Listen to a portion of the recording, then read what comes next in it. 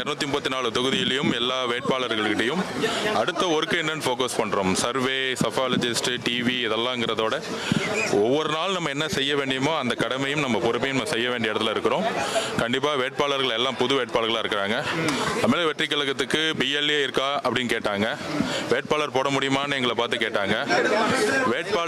வேட்பாளர் போட்டாலும் வேட்பாளர் வந்து பிரச்சாரம் பண்ணுவாங்களான்னு கேட்டாங்க. பிரச்சாரம் பண்ணாலும் வந்து வேட்பாளர்கள்லாம் வந்து பெரிய பெரிய கட்சிகள்லாம் விலைக்கு போயிடுவான்னு சொன்னாங்க. ஆனால் தலைவருடைய பிரச்சாரம் சரி, எங்கள் தமிழ் வெற்றி கழகத்துடைய ஒற்றுமையும் சரி, வேட்பாளர்கள் பிரச்சாரம் முடிந்து மிகப்பெரிய ஆதரவுடன் இன்றைக்கு ஓட்டிங் டே அன்னைக்கு வந்திருக்கோம். ஓட்டிங் டே அன்னைக்கு கடந்த காலத்தில் திமுக செய்யக்கூடிய தவறுகளையும் ஜனநாயக அத்துமீறல்களையும் நாங்கள் உணர்ந்திருக்கிறோம். காலையில் 6 மணிக்கே வந்து வேட்பாளர்கள் வந்து கவுண்டிங் டே இடத்துல இருக்கணும்னு வந்து தலைவர் அறிவுறுத்தல் கொடுத்துருக்காரு. 6 மணிக்கு முடிச்சுட்டு 8 மணிக்கு வந்து போஸ்டல் ஓட்டு எண்ணப்படும். 8லேருந்து 8:30 மணின்னு சொல்லியிருக்கிறாங்க. ஸோ அதுக்கு தனியாக வந்து டேபிள் போடப்பட்டிருக்கு.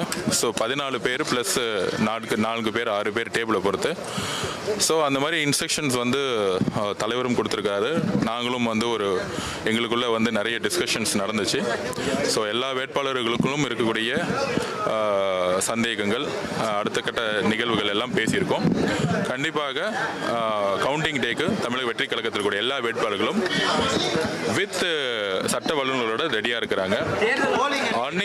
அன்னைக்கு சட்டம் ஒழுங்கை பாதுகாக்கணும்னு மேடம் அர்ச்சனா பட்நாயக் மேடம் கிட்ட தலைமை தேர்தல் அதிகாரிகிட்ட கேட்டிருக்கோம்.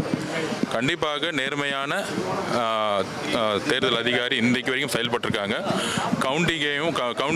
கவுண்டிங்கும் வந்து கண்டிப்பாக நேர்மையாக செயல்படுங்கிற நம்பிக்கை எங்களுக்கு இருக்குது.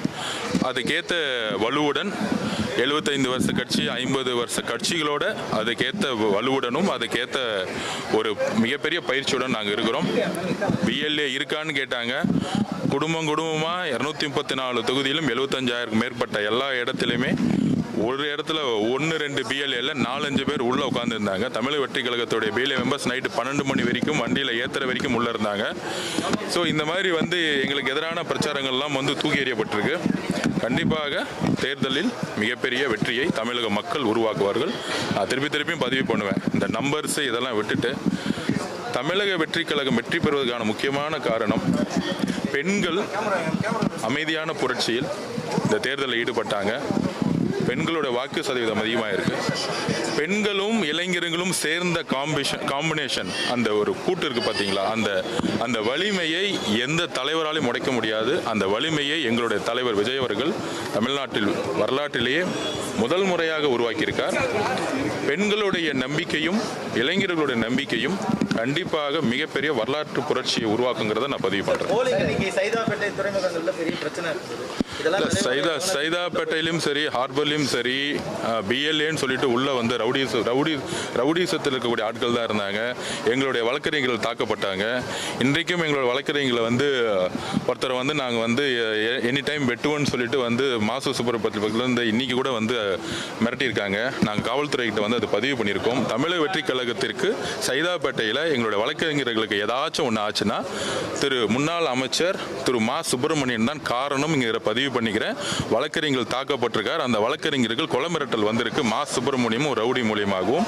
இதுக்கு திருப்பியும் நான் சொல்றேன், தமிழக வெற்றி கழகத்துடைய எங்களுடைய வழக்கறிஞர்களுக்கோ இல்லை எங்களுடைய தொண்டர்களுக்கோ ஏதாவது கவுண்டிங் டே அன்னைக்கு ஆச்சாலோ எதிர்காலத்தில் மா சுப்பிரமணியோடைய தோல்வியின் முகத்தோடைய ஒரு வெளிப்பாடு தான் இந்த மிரட்டல்கள். ரவுடிசத்தை வச்சு மிரட்டியிருக்காங்க. முக்கியமாக ஒரு ரவுடி வந்து மிரட்டியிருக்கதா தகவல் வருது. இதை நாங்கள் வன்மையாக கண்டிக்கிறோம். அரசியலை ஜனநாயக பூர்வமாக நம்ம எதிர்கொள்ளுங்கிறத எங்களுடைய வேண்டுகோள். தேர்தல் ஆணையத்திடமும் டிஜிபியிடம் மனு கொடுத்திருக்கோம். நிர்வாகிகளிடம் பாதுகாப்பு கொடுத்து தலைவர் என்ன மாதிரியான அறிவுறுத்தல்கள் கொடுக்கப்பட்டிருக்காரு?